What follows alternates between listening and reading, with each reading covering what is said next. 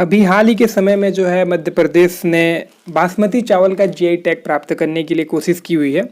और इसके चलते जो है अभी जो कैप्टन अमरिंदर सिंह है पंजाब के सीएम और एमपी के सीएम दोनों ने पीएम को पत्र लिखा है, जिसमें से पंजाब के जो सीएम है उन्होंने लिखा है कि मध्य प्रदेश जो बासमती के लिए जीआई टैग के लिए जो बोल रहा है वो गलत है, उसको रोकने के लिए कहा गया है। वहीं सीएम जो है एमपी के जो सीएम है उन्होंने लिखा है कि हमको भी जीआई टैग मिले। जीआई टैग का मतलब होता है कि जियोग्राफिकल इंडिकेशन, कहने का मतलब हम लोग बोल सकते हैं भौतिकी सूचकांक। कुछ चीज़ ऐसी होती है जो एक क्षेत्र की विशेषता होती है तो उसको जो है जीआई टैग दिया जाता है। और जीआई टैग जो है किसी समूह को दिया जाता है, मतलब कोई स्थान को दिया जाता है, कोई एक पर्सनल आदमी या फिर कोई कंपनी को नहीं दिया जाता।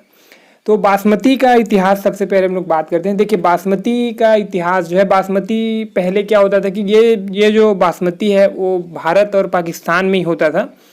70 के दशक में धीरे धीरे जो है इसकी एक्सपोर्ट बढ़ने लगी, इसकी जो डिमांड बढ़ने लगी। तो कई ऐसे देश थे जो कि मतलब सुगंधित चावल और लंबा चावल जो बासमती के गुण हैं, तो ऐसी को भी वो लोग जो है बासमती के नाम से बेचना चालू कर दिए। तो उसी समय जो है भारत सरकार और पाकिस्तान सरकार दोनों ने मिलकर एक जॉइंट कॉन्ट्रैक्ट किए और दोनों ने मिलकर जो है जीआई टैग हासिल किया।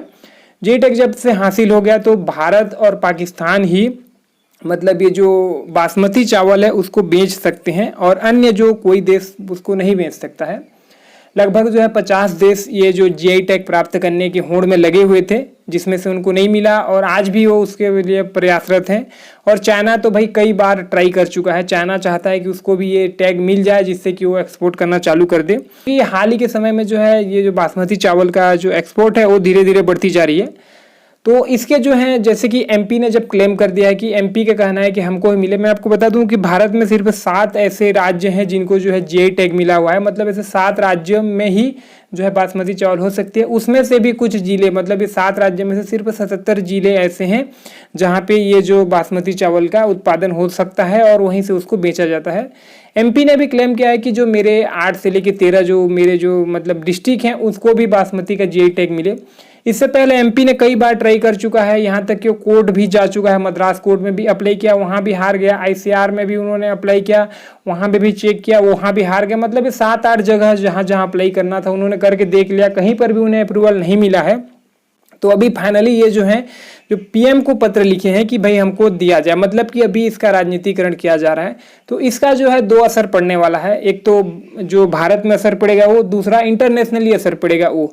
तो इसके बारे में आज हम चर्चा करेंगे। सबसे पहले हम लोग चर्चा करते हैं कि भारत पे इसका क्या असर पड़ेगा।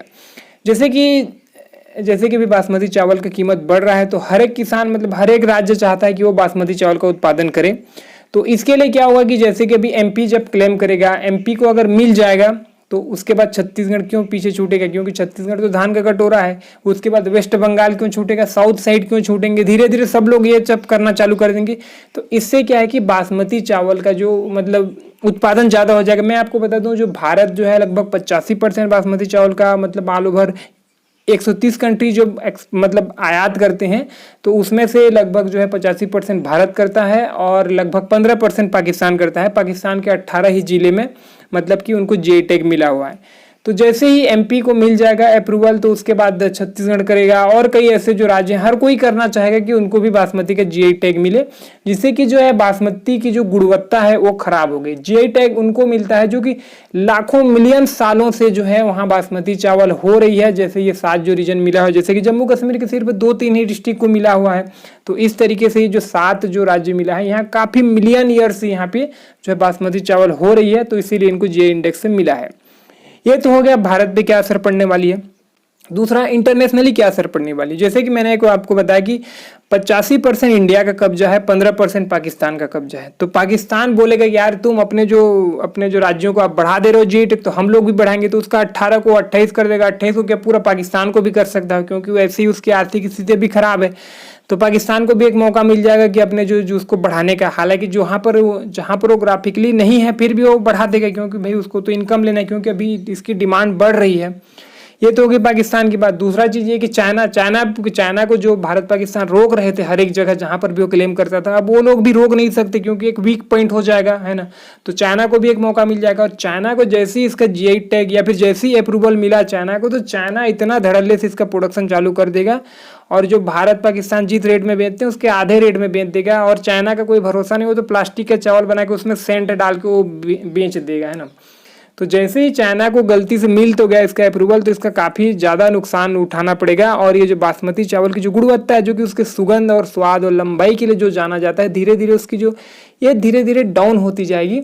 और चाइना जैसे ही घुसेगा तो पूरा मार्केट को बर्बाद कर सकता है। आपने देखा कि एमपी को जैसे ही अप्रूवल मिलेगा तो जो भारत में क्या उसके होंगे वो तो होंगे, जैसे कि आपने देखा कि अन्य जो राज्य है वो भी अप्लाई करेंगे कि भाई हमको भी मिले, हमको क्यों नहीं मिल रहा है। जब भी जो चूप हैं, जैसे कि बिहार हुआ, ये सारे कई जो जहाँ पर धान काफ़ी मात्रा में होती है वो लोग भी चालू कर देंगे। ओके, दूसरे नंबर पे ये होगा इंटरनेशनली जैसे ही दबाव बढ़ेगा, क्योंकि 50 कंट्री आज भी लाइन में है। 50 कंट्री जिसमें से थाईलैंड, फिलीपींस, जहाँ जहाँ धान की ज़्यादा उत्पादन होती है, ये जापान वगैरह, तो ये लोग सब लोग लाइन में है कि कब उनको भी मतलब ऐसी मौका मिले और उनको जो है ये बासमती का मिले। क्योंकि बासमती सिर्फ 2 ही कंट्री, जिसमें से इंडिया का 85% हर देश जलता है कि मतलब भाई हमारे यहाँ का धान ये इतने रेट में नहीं बिक रहा है और दिन ब दिन इसकी जो डिमांड बढ़ती जा रही है। तो इस सब को देखते हुए सारे देश को इसी होड़ में लगे हैं कि कब एक छोटी सी मौका मिले।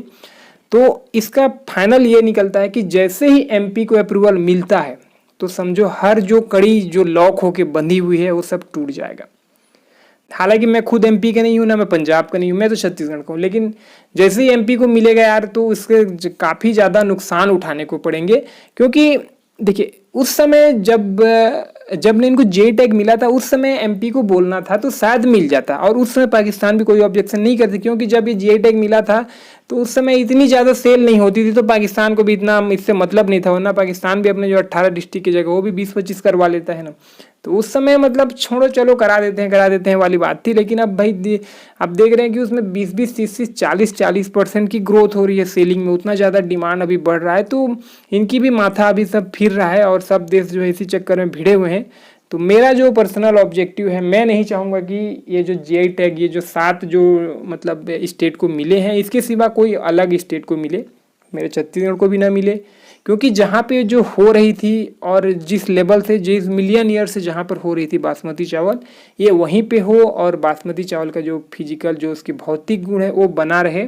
और इसका जो है इसी तरीके से भारत और पाकिस्तान ही इसका उत्पादन करें जिस लेवल से अन्य देश जो है इसके जो गुणवत्ता को ख़राब करने पे तुले हैं उनको भी मौका न मिले। तो इसके बारे में आपका क्या ख्याल है, आप भी नीचे में कमेंट करिए, जिससे कि आपका भी ख्याल हमको पता चले कि आप क्या चाहते हैं कि ये जो जीआई टैग है अन्य जो राज्यों को मिले कि जितने राज्य में अभी सीमित है उतने राज्य में ही रहे। तो फिलहाल आज की वीडियो में बस इतना ही। वीडियो को देखने के लिए आपका बहुत बहुत धन्यवाद।